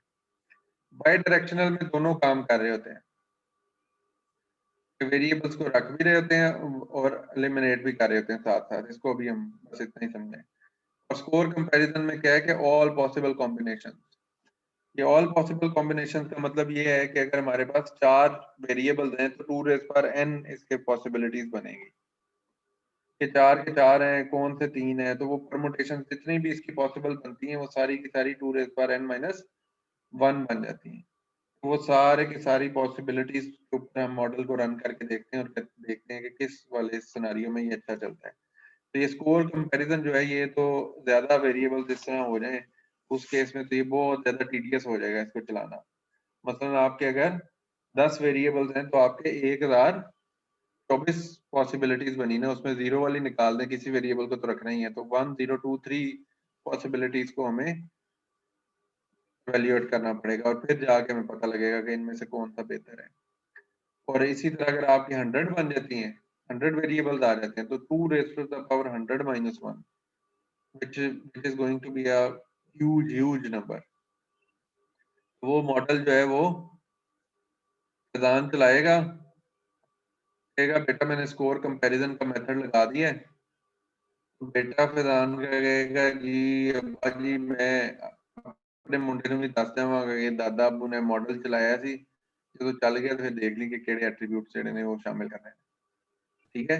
तो वो इतना सर ज्यादा फिर बेस्ट कंप्यूटेशन नहीं अप्रोच करना। कौन सी है सर? बेस्ट अप्रोच जो है वो बैकवर्ड एलिमिनेशन है इस पर्टिकुलर सिनेरियो, क्योंकि लेकिन उसमें सर आप बैकवर्ड सारे में और फॉरवर्ड में भी हम सारे सिलेक्ट कर रहे होते हैं। हाँ, फॉरवर्ड में लेकिन बैकवर्ड भी सारे फॉरवर्ड चेक में करते हैं। ये देखें ना, मैं आपको बताता हूँ किधर गया है। बैकवर्ड में आपने क्या किया, आपके पास ये वेरिएबल थे 1 2 3 4 5, 5 के 5 आपने सिलेक्ट कर लिए। इनमें से आपने फिर स्टैटिस्टिकल सिग्निफिकेंस का टेस्ट किया, ये वेरिएबल ड्रॉप हो गया। उसके बाद आपने इन चारों के ऊपर मॉडल ट्रेन किया और स्टैटिस्टिकल सिग्निफिकेंस का टेस्ट किया, ये ड्रॉप हो गया। उसके बाद आपने फिर स्टैटिस्टिकल सिग्निफिकेंस का टेस्ट किया तो सारे वेरिएबल्स जो थे वो सिग्निफिकेंस टेस्ट पास कर गए, यहाँ पे हम रुक गए। बैकवर्ड एलिमिनेशन की समझ आ गई? यस ये ऑल इन से शुरू होता है 5 के 5 इन, और उसके बाद 1 बाय 1 डिस्कार्ड करता है। उस वक्त तक डिस्कार्ड करता है जब तक के स्टैटिस्टिकल सिग्निफिकेंट का टेस्ट पास नहीं करते सारे के सारे। यस ठीक हो गया? फॉरवर्ड सिलेक्शन में अब क्या हो रहा है? 1 बाय 1 फॉरवर्ड सिलेक्शन में आपने एक करने के बाद सारों को एक एक के ऊपर चेक किया। स्टेज नंबर 1 पे आपने 5 मॉडल सिंपल लीनियर रिग्रेशन के चलाए, ठीक है? इनमें से ये एट्रीब्यूट सबसे सही बैठा था, बाकियों की निस्बत इसने अच्छा परफॉर्म किया। ये एक आपने सेलेक्ट कर लिया। कितने मॉडल चलाने पड़े? 5। 5 में से एक सेलेक्ट कर लिया, अब 4 बाकी रह गए। अब इस एक के साथ 4 उन चारों को एक एक करके मिलाएं, ठीक है? पता लगा ये वाला सबसे अच्छा था, इन दो को अब सेलेक्ट कर लिया। अब इन दो के साथ बाकी तीनों को चलाएं। अब इन दो के साथ तीसरा ऐड किया, इन दो के साथ कोई और तीसरा ऐड किया, इन दो के साथ कोई और तीसरा ऐड किया। तो ये जो 3 बाकी के रह गए थे ये इस तरह से सेलेक्ट होंगे। ये आप देख रहे हैं इसमें बहुत ज्यादा टेस्टिंग करनी पड़ रही है। ये इसमें हम क्या कर रहे हैं, जो रह गए हैं बस उसको चलाओ और जो उनमें से सबसे लीस्ट सिग्निफिकेंट है उसको ड्रॉप कर। सर जो थोड़ा सा दूसरा क्वेश्चन है सर, जो डिसीजन ट्री होता है इसमें हम एंट्रोपी कैलकुलेट करते हैं वो भी सर ऐसे ही करते हैं फॉरवर्ड सिलेक्शन के थ्रू? सबको चेक करते हैं उसके बाद उनमें से एक चूज करते हैं कौन सा इसके साथ सही चल रहा है? हाँ, वो भी बिल्कुल इसी तरह एट्रीब्यूट्स इसी तरह से एंट्रोपी की लेकिन सर बेस वो पे फॉरवर्ड सिलेक्शन एट्रीब्यूट, यूज होती है लेकिन उधर वो सामने। जो एंट्रोपी की बेस पे नहीं वो उसका उसका एंट्रोपी की बेस पे जो सिलेक्शन डिसीजन ट्री में हो रही होती है और जो यहाँ पे सिलेक्शन हो रही होती है उसमें फर्क है। वो जो एंट्रोपी वाली सिलेक्शन है वो कहता है कि यार सबसे पहले किस वेरिएबल के हिसाब से मैंने डिसीजन लेना है, सबसे ज्यादा वो जो वेरिएबल को निकाल नहीं रहा होता सिस्टम में से, यस सर वो प्रायोरिटाइज कर रहा होता है। ओके सर अंडरस्टैंड हो गया, ठीक वो है कहता है सर। कि पहले नंबर पे मैंने इस वेरिएबल v1 के हिसाब से डिसीजन लेना है। v2 is also in the system. उसके बाद वो कहता है कि यहाँ पे आगे v2 लगाओ। ये तो इस वाली ब्रांच में तो वैसे ही फैसला हो गया, इधर कोई और वेरिएबल लगाने की जरूरत नहीं, ये तो वैसे डिसीजन हो गया। यहाँ v2 लगाओ और यहाँ पे अब आके v2 लगाओ, ठीक है? वो इस तरह के काम कर रहा होता है। जैसे फिर आगे v2 के जो पॉसिबल वैल्यूज हैं उन पे काम कर। यहाँ पे तो ये हो ही एलिमिनेट गया, it is no more part of the model. Here that is still part of the model. Yes sir आगे सर बात समझ आई? आगे सर आगे इसमें डिस्कार्ड कर रहे हैं sir variable. This has nothing to do with the decision making anymore. Whereas in this case, the variable will jump into the decision making process, but at some later stage. वो जो entropy calculation हो रही है decision tree के लिए, that is not actually eliminating the variable from the decision making process. As a matter of fact, इस नोयत का काम ये जो हम कर रहे हैं ये करने के बाद हम डिसीजन ट्री भी बना सकते हैं। ठीक हो गया? सर बैकवर्ड एलिमिनेशन के बाद हाँ, मतलब पॉइंट इज दिस के यार जो वेरिएबल्स मैंने इंक्लूड करने हैं अपने मॉडल में वो तो मैं एक दफा डिसाइड कर लूं ना, फिर उन वेरिएबल्स की बुनियाद पे मैं डिसीजन ट्री बना लूंगा। मिसाल के तौर पे मैं बैकवर्ड एलिमिनेशन के बाद ये 3 वेरिएबल्स निकालता हूँ, मैं इन 3 वेरिएबल्स के ऊपर डिसीजन ट्री भी बना सकता हूँ। बात समझ आ रही है? Yes sir. तो ये उससे एक पिछला स्टेप है कि यार ये मुझे इसने आगे, हम कहते हैं ना कि यार इसने मुझे आगे 100 चीजें बता दी हैं। जिस तरह एक होता है ना बतूनी बंदा, तो बतूनी बंदा आगे इतना कुछ बता दे और सवाल ये हो कि मैंने जाना लाहौर से इस्लामाबाद है, मैं क्या तरीका करूं? ठीक है, वो लाहौर से इस्लामाबाद जाने के लिए प्रॉब्लम तो छोटा है, लेकिन उसने बातें इतनी सारी सुना दी हैं कि मैंने ये बैग में ये रखना है, मैंने जूते ये वाले पहन के जाने हैं, मैंने फलाना ये करना है फलाना, तो वो तो सारी ऑक्सिलरी अननेसेसरी डिटेल्स हैं। तो वो हम उसके एट्रीब्यूट सुनते तो जाएं, अच्छा यार तू ये सारी बातें सुना ले एक दफा में जो तूने सुनानी है। तो जो जो इनसिग्निफिकेंट चीजें हैं उनको हम डिसीजन मेकिंग में से ड्रॉप डिस्कार्ड करते हैं सर। यस ये इंट्यूशन समझ आई है इस एग्जांपल से? Yes sir. इस वक्त हम ये वाला काम कर रहे हैं कि यार इन चीजों को तो जरा डिस्कार्ड करो ना, जो मेरा प्रॉब्लम है वो इनसे सॉल्व हो जाना है। ये सही पैरामीटर्स हैं जिनकी बुनियाद पे मैंने प्रेडिक्शन करनी है, बाकियों को छोड़ दो। तो अब यहाँ पे हम जो आगे डिटेल में पढ़ने भी जा रहे हैं सर वो कौन से हैं? सर ये बैकवर्ड एलिमिनेशन में एक सवाल था, आपने बोला है कि हम जब देखेंगे जो लीस्ट सिग्निफिकेंट मेथड होगा उसको हम ड्रॉप कर देंगे। लीस्ट सिग्निफिकेंट वेरिएबल, जो सिग्निफिकेंस वेरिएबल जिसकी को सबसे कम होगी उसको, मेथड को नहीं, वेरिएबल को। वेरिएबल को तो सर इस तरह हम बारी बारी चेक करते जाएंगे, जो अगले से ज्यादा लीस्ट होगा तो उसको ड्रॉप कर देंगे, तो वो तो फिर एक ही बचेगा ना आखिरी। नहीं नहीं, साथ में हमने एक थ्रेशोल्ड भी रखी हुई है। थ्रेशोल्ड को क्या जो सर रखी जो है? मीट थ्रेशोल्ड, हम रख लेंगे। तो जो थ्रेशोल्ड से वो पास कर जाता है थ्रेशोल्ड टेस्ट को, वो रखेंगे। तो हमने यही बात की यहाँ पे कि पहला हमने सारों को देखा वेरिएबल, ऑल इन करके हमने देखा सबसे कम थ्रेशोल्ड इसकी थी, इसको और इसको हमने थ्रेशोल्ड, वो सबसे कम सिग्निफिकेंस इसकी थी, थ्रेशोल्ड से चेक किया तो थ्रेशोल्ड टेस्ट भी फेल हो गया, इसको ड्रॉप कर दो। उसके बाद हमने देखा तो सबसे कम थ्रेशोल्ड इस दूसरे की थी, ये भी थ्रेशोल्ड भी कम थी और थ्रेशोल्ड टेस्ट भी नहीं पास कर सका, ड्रॉप कर दो। उसके बाद हमने इन तीनों को देखा तो इसमें से इसकी सबसे कम थ्रेशोल्ड थी, सॉरी इसकी सबसे कम थ्रेशोल्ड थी इस वाले की। तो लेकिन इसको जब हमने थ्रेशोल्ड, ये वो सिग्निफिकेंस सबसे कम थी, सॉरी सबसे कम सिग्निफिकेंस थी, तो सबसे कम सिग्निफिकेंस के बाद हमने इसको थ्रेशोल्ड पे चेक किया तो ये थ्रेशोल्ड टेस्ट पास कर गया। थ्रेशोल्ड टेस्ट क्या कर गया? पास कर गया। तो इसका मतलब है कि इन तीनों में से जो बाकी रह गए हैं इनकी इसकी थ्रेश, ये भी जो सबसे कम सिग्निफिकेंस का था वो भी थ्रेशोल्ड पास कर गया है, तो ये तो डेफिनेटली पास कर जाएंगे, है ना? ठीक हो गया सर, ठीक हो गया। तो सबसे हल्का घोड़ा था वो भी थ्रेशोल्ड क्रॉस कर गया, तो ये दोनों तो कर ही जाएंगे ना। Yes sir. तो यहाँ पे आके हम रुक जाएंगे, फिर इसके बाद हम ये नहीं करेंगे। वो आपकी बात ठीक है, अगर हम विदाउट थ्रेशोल्डिंग करते जाएं तो फिर हम आ जाके एक वेरिएबल पे रह जाएंगे और वो सिंपल लीनियर रिग्रेशन बन जाएगी। तो प्रैक्टिकली ये चीज पॉसिबल है कि अगर वो सारे वेरिएबल्स बाकी के थ्रेशोल्ड को टेस्ट को पास ना कर पाए तो फिर हम एक वेरिएबल पे ही शायद रह जाएं आ जाके, और कम से कम एक तो हमने रखना ही है ना, वरना हम किस बेस पे प्रेडिक्ट करेंगे। Yes sir. ठीक हो गया? तो ये इसमें थ्रेशोल्डिंग का कॉन्सेप्ट भी इन्वॉल्व होता है।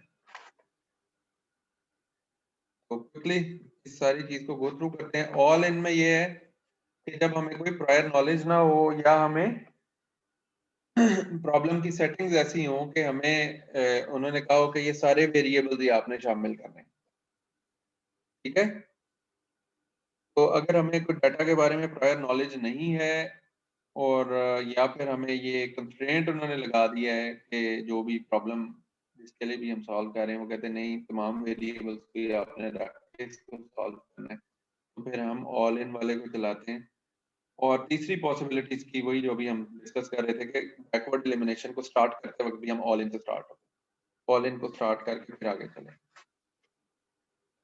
बैकवर्ड एलिमिनेशन, ये भी मैंने आपको पूरा इसका जो स्टेप बताया वही दोबारा हमारे सामने आ गए कि हम सबसे पहले एक स्टैटिस्टिकल सिग्निफिकेंस लेवल अपना चूज करेंगे, ये 5% आ गया, सारे के सारे ऑल इन करके और फुल मॉडल को ऑल पॉसिबल प्रेडिक्शंस के लिए हम यूज करेंगे। और फिर consider the predictor with highest P value, if p is greater than significance का जो लेवल है तो go to step 4, otherwise go to finish. अगर उसकी सिग्निफिकेंस वो जो हाईएस्ट पी वैल्यू वाला जो है उसको वो सिग्निफिकेंस लेवल से टेस्ट करेंगे, अगर उसकी वैल्यू ज्यादा है, फॉर एग्जांपल उसकी वैल्यू आ गई है 1.0, वो 0.05 से ज्यादा है, 0.05 से ज्यादा आने का मतलब है कि वो इतना सिग्निफिकेंट नहीं है। जितनी वैल्यू छोटी होगी उतना वो सिग्निफिकेंट होगा। ये वैल्यू जरा इनवर्स है सिग्निफिकेंस के पॉइंट ऑफ व्यू से, इसको आपने समझना है, ठीक है, कि यहाँ पे बड़ी वैल्यू अच्छी नहीं है। तो ये पी वैल्यूज जो हैं, ये आप स्टैटिस्टिक्स में पी वैल्यू जरा जाके पढ़िएगा, उसका कोई ट्यूटोरियल आपको समझ आ जाएगी। पी वैल्यू और टी वैल्यू हम कैलकुलेट करते हैं डिफरेंट तरह की स्टैटिस्टिकल सिग्निफिकेंस टेस्ट के अंदर। एनीवे, वो पी वैल्यू जो है वो अगर सिग्निफिकेंस से बड़ी है तो उस प्रेडिक्टर को, या उस प्रेडिक्टर मींस एट्रीब्यूट, उसको हम रिमूव कर देंगे और उसके बाद दोबारा मॉडल को फिट करेंगे रेस्ट ऑफ द वेरिएबल्स के लिए। अब से 5 से तो कितने लगे, 4 के ऊपर फिट किया, फिर दोबारा देखेंगे कि अब सबसे ज्यादा हाईएस्ट पी वैल्यू वाला कौन है। देख रहे हैं आप, हम हाईएस्ट वाले को देख रहे हैं। हाईएस्ट पी वैल्यू का मतलब है कि वो लीस्ट सिग्निफिकेंट वेरिएबल है। तो हाईएस्ट पी वैल्यू वाला देखा, ये सबसे कम सिग्निफिकेंट है। अगेन उसको थ्रेशोल्ड से कंपेयर किया, अगर वो थ्रेशोल्ड सिग्निफिकेंस लेवल से वो बड़ा है, उसको भी रिमूव कर दिया, 3 रह गए। अब 3 के ऊपर मॉडल टेस्ट करें, फिर इधर आए वापस, मॉडल को प्रेडिक्टर के बाद फिर सारों की वो देखी पी वैल्यू देखने के बाद देखा कि सिग्निफिकेंस टेस्ट पास कर रहा है, सबसे बड़े वाला ये नहीं, सबसे हाईएस्ट पी वैल्यू भी सिग्निफिकेंस लेवल पास कर गई। इसका मतलब वो पास कर गई है, तो फिनिश स्टेट पे चले गए। फिनिश स्टेट पे चले गए और हमारे 3 एट्रीब्यूट्स रह गए। अगर स्टिल वो भी ना पास कर रही है तो उसको भी रिमूव करते हैं, अब 2 के ऊपर मॉडल को फिट करते हैं और फिर दोबारा highest significance, highest P value वाला देखते हैं और फिर उसको देखते से अगर उस स्टेज पे वो क्लियर कर जाता है तो फिर फिनिश स्टेट पे चले जाए। कम से कम एक वेरिएबल एनीवे हमने रखना है और अदरवाइज हमने इस तरीके से एलिमिनेट करते जाना। ठीक हो गया। हम जो इम्प्लीमेंटेशन करेंगे वो इसी वाले मॉडल की करेंगे, बैकवर्ड एलिमिनेशन वाले। फॉरवर्ड सिलेक्शन वाले में आपको बताया, जो भी मैंने एक्सप्लेन किया था कि वो उसी तरह से स्टैटिस्टिकल सिग्निफिकेंस वाला करेंगे। तो सिंपल रिग्रेशन तमाम वेरिएबल्स के ऊपर आप अप्लाई करेंगे, जितने भी वेरिएबल्स हैं, और उनके साथ फिर एक एक और को आप इंक्लूड करेंगे। 1 एक्स्ट्रा प्रेडिक्टर को आप लगाएंगे जिसका सबसे ज्यादा बेहतर था उसके साथ, और consider the predictor with the lowest P value P less than, तो फिर आप वो आगे चलते जाएंगे और जब तक आपको वो कन्वर्ज नहीं कर जाता उतनी देर तक आप चलते ही जाएंगे।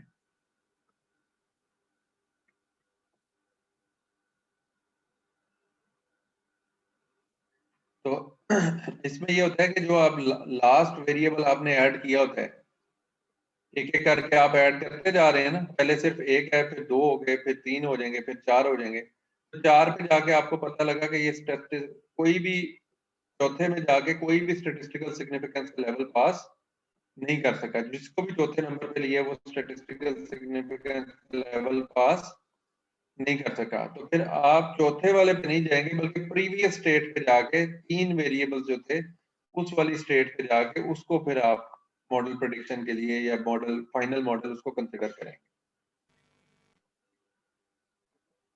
मतलब आपने पहला किया, ओके हो गया, दूसरे के सारे वेरिएंट्स किए, बहुत सारे वेरिएंट्स, इसमें से ये वाले कोई से भी 2 वेरिएबल सेलेक्ट हो गए। उसके बाद फिर आपने तीसरा मॉडल 2 के साथ तीसरा ज्वाइन किया, बारी बारी सबको किया।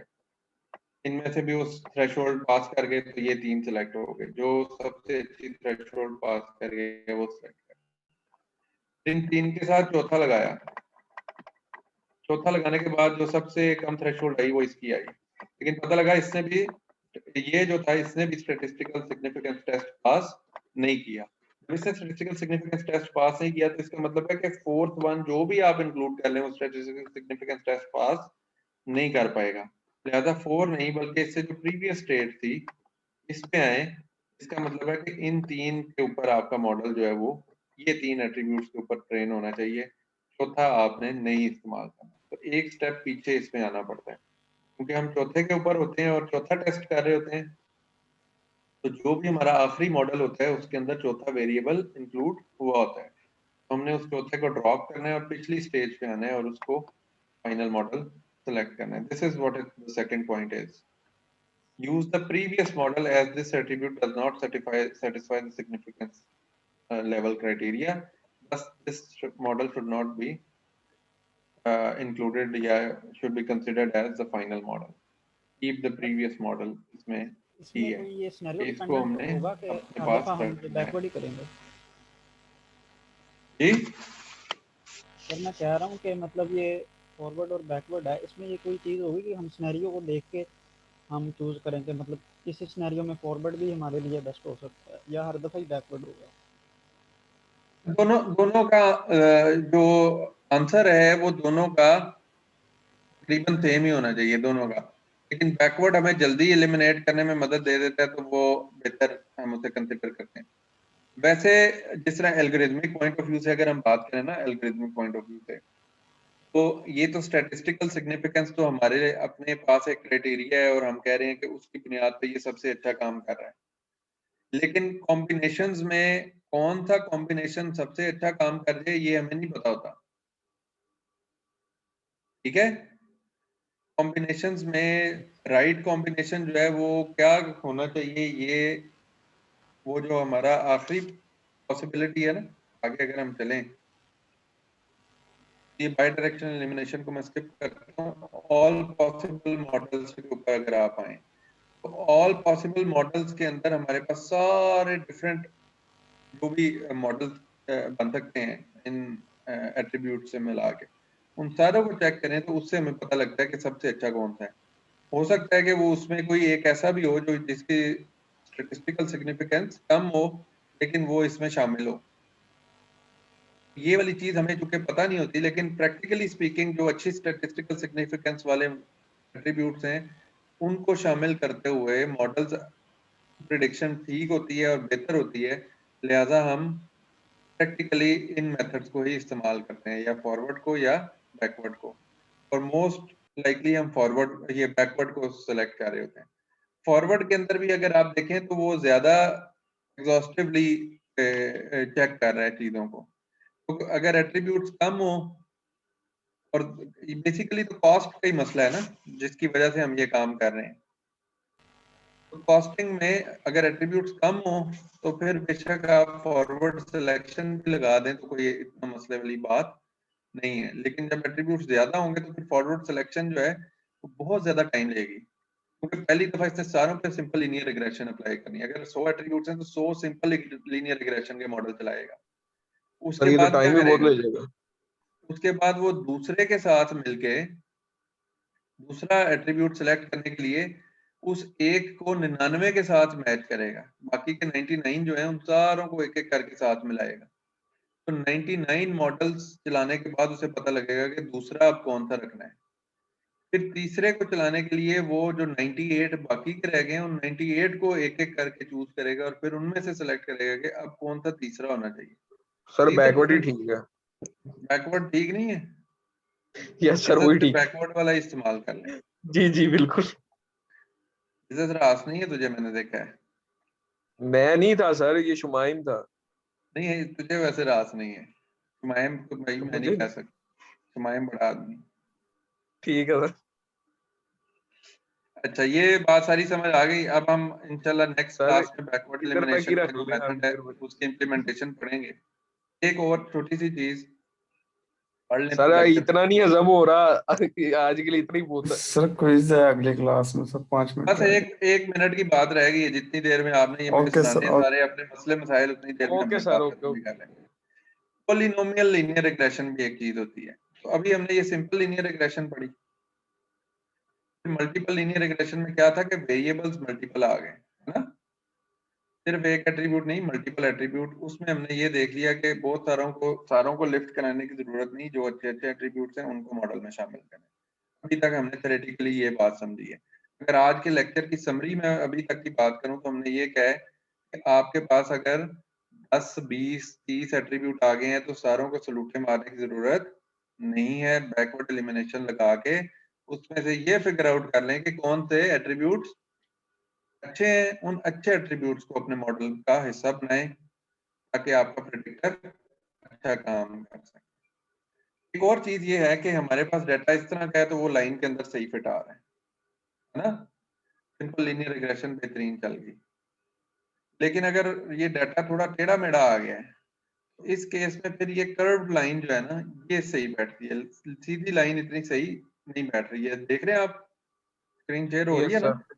Yes sir. ये लाइन लगाएंगे तो ये इधर से यूं ऊपर ऊपर ऊपर ऊपर जाना शुरू हो जाएगा। एक्सपोनेंशियल सा बिहेवियर है इसका। एक्सपोनेंशियल बिहेवियर को सिंपल लाइन तो ये आगे जैसे जैसे आगे जाते जाएंगे ये सितारे ऊपर चलते जाएंगे और हमारी लाइन उधर को जाना शुरू हो जाएगी और ज्यादा डिफरेंस बढ़ता जाएगा। ऐसे के लिए फिर कर्व लाइन चलती है। तो कर्व लाइन के लिए फिर क्या चीज होती है कि हम इसका जो हमारा वेरिएबल है इसको हम एज इट इज नहीं इस्तेमाल करते, वेरिएबल्स के भी हम क्या करना शुरू कर देते हैं। ये सिंपल लीनियर रिग्रेशन का वेरिएंट है जिसमें हमारा वेरिएबल एक ही है, लेकिन हम उसके फिर आगे खुद निकालते हैं कि उसका एक्स स्क्वायर वाली टर्म भी ले लो, एक्स क्यूब वाली टर्म भी ले लो, एक्स फोर वाली टर्म भी ले लो। तो ये फिर हम खुद डिसाइड करते हैं कि कितनी डेप्थ तक जाना है। ठीक है, एक वो उसी तरह हम वो x3 x4 करने के बाद पता लगता है कि मॉडल में अब कोई फर्क नहीं पड़ रहा, एक्स क्यूब तक भी करने से उतना ही आ रहा है, x4 5 6 करने से भी उतनी एक्यूरेसी आ रही है, तो एक्स क्यूब तक ही रुक जाओ। ठीक है, तो सर जब तक एक्यूरेसी नहीं आती हम तब तक चेक करते रहेंगे। तो यानी कि इसमें भी यही बात होती है कि एक्यूरेसी हमारे लिए एक्सेप्टेबल एक्यूरेसी कितनी है। जो थ्रेशोल्ड वाला कॉन्सेप्ट आप दोबारा ध्यान में लाएं। हम कहते हैं कि यार अगर मेरा मॉडल 90% एक्यूरेट हो जाता है ना तो मेरे लिए ठीक है। ठीक है, प्रॉब्लम ठीक ये हो किस गया तरह की है, 90% एक्यूरेट हो जाता है, गुड इनफ। तो मैं कहता हूँ कि यार एक्स क्यूब पे आके वो 90% हो गया था, x4 पे आके वो 91% हुआ है, x5 पे जाके वो 91.12 हो गया है, x6 पे जाके वो 91.24 हो गया है। होगा इंक्रीमेंटली, कम नहीं होगा उसके बाद। ये भी इसकी मैथमेटिकल वो प्रिजर्वेशन एग्जिस्ट करती है। वो जब जब आप नया वेरिएबल इसमें नया नया एक्सपोनेंट ऐड करेंगे तो वो पिछले से कम नहीं होगा, थोड़ा सा बेहतर ही होगा, लेकिन वो डेल्टा कितना है थोड़ा सा वो देखना, और क्या वो वर्थ इट है कि हम उसे उस डेल्टा के पीछे भागते रहें। ये दोनों चीजें फिर हमने देखनी होती है कि वो 0.002 उसकी एक्यूरेसी के ऊपर फर्क पड़ा है, तो फिर इतना ज्यादा तरद्दुद करने की जरूरत नहीं है। ठीक हो गया। ये क्या है, इसको क्या कहते हैं, पॉलिनोमियल रिग्रेशन। पॉलिनोमियल रिग्रेशन के अब पॉइंट समझ आ गया। इसमें सिंपल वेरिएबल पे ही हम x के यस सर। एक्सपोनेंट्स हैं वो बढ़ाते रहते हैं। ये दो वेरिएंट्स हैं, इनकी थ्योरी आज हमने पढ़ी है। ये अब ये सारे के सारे जो है वो प्रेडिक्शन मॉडल के अंदर है। ये वाली जो चीज है ये वो पेंडेमिक का, जिस तरह आजकल अल्लाह माफ करे हमारा कोरोना का चल रहा है, तो कोरोना इसी तरह एक्सपोनेंशियल ग्रोथ होती है ऐसी चीजों की। एक बंदे को लगा, उससे दो और को लग गया, उन दो से चार और को लग गया, और उन चार से आठ को लग गया। इसकी क्या ग्रोथ होती है, एक्सपोनेंशियल। ये जो पेंडेमिक्स होती हैं ये एक्सपोनेंशियली ग्रो करती हैं। और भी इस तरह से कुछ ऐसी चीजें हो सकती हैं रियल लाइफ में हमारी, जो कि जब वो उनका बिहेवियर इस तरह का हो सकता है कि वो एक एक करके नहीं बढ़ रही, या एक कांस्टेंट फैक्टर से 5 टाइम्स x नहीं बढ़ रही, बल्कि वो एक्सपोनेंशियली बढ़ रही है। 2 रेज़ पावर n टाइप जो ग्राफ बनता है ना वो इस तरह का बनता है एक्सपोनेंशियल। इसके लिए फिर पॉलिनोमियल के जो हमारे है ना उस पे हमें जाना पड़ता है मैप करने के लिए, बजाय इसके कि हम लाइन बनाएं, बल्कि वो कर्व्ड लाइन होती है। ठीक है, यस यस आज मैं सर। Okay sir. सबमिशन बना दूंगा। सबमिशन में आप लोगों ने आज हर सूरत अपने असाइनमेंट जमा करा देनी है। किसी असाइनमेंट की कोई लेट सबमिशन नहीं बनेगी। सर कौन सी असाइनमेंट? ये जो पिछली असाइनमेंट थी, सर टू डू टास्क वाली? नहीं टू डू वाली नहीं, सर, मैंने लास्ट रात क्लास में 12 बजे का आपको टाइम रख दीजिएगा सर। लास्ट क्लास में मैंने आपको असाइनमेंट दी थी कि आपने ये हमारा जो हमने लीनियर रिग्रेशन पढ़ा है वो इम्प्लीमेंट करना है, और कोई भी और डाटा सेट ढूंढ के उसके ऊपर आपने लीनियर रिग्रेशन अप्लाई करनी है। ठीक हो गया सर। ठीक है, सर तो कल वो तक मैं का रख कल दीजिएगा। कल तक का चलो टाइम दे देता हूँ, कल तक तो कर वो बना दूंगा मूडल पे। तो अब कर लेना, मैं बनाने में मुझे ठीक हो देर गया सवेर सर। हो गई, तो मैंने अब जब बनाना है आज, तो कल तक का टाइम दे देना है। और अगर कल भी बनाया तो कल तक का ही टाइम होना है, इसलिए ठीक है तुम लोग सर। काम कर लो। ठीक है सर। जान यस सर। Okay sir. ना कमी। Okay sir. अल्लाह हाफिज। Okay sir. अल्लाह हाफिज़।